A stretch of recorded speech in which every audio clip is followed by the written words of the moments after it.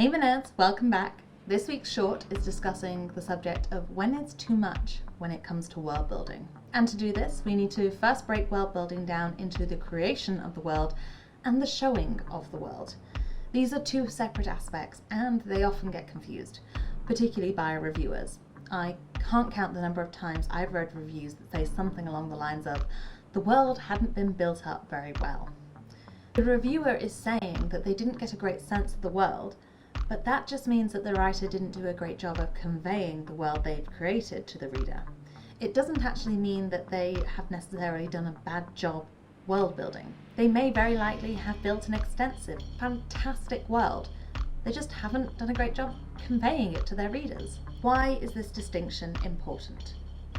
Simply put, if a writer is told they haven't world built enough, then what they're going to do is go back and do more world building, while their world showing skills aren't going to get the polishing that they likely require.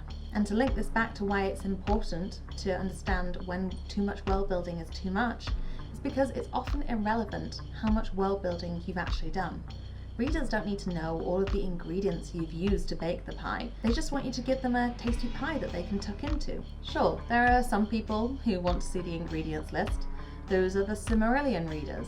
They are folks who want to unpick every aspect of the world that the author has created. But if you were to analyse what percentage of Lord of the Rings fans have actually read the Silmarillion, it wouldn't be the majority. So if your aim is to target the minority, then remember that even these readers only care about reading the Silmarillion ingredients list because they were baked a really tasty pie in the first place. In other words, the right amount of world building to do is enough to make your story work. But what's key is to ensure that however much world building you do, you make sure that you go through the graft of conveying the world you've created to your readers.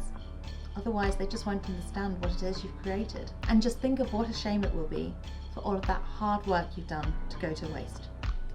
Alright, bye my nerds. See you next week.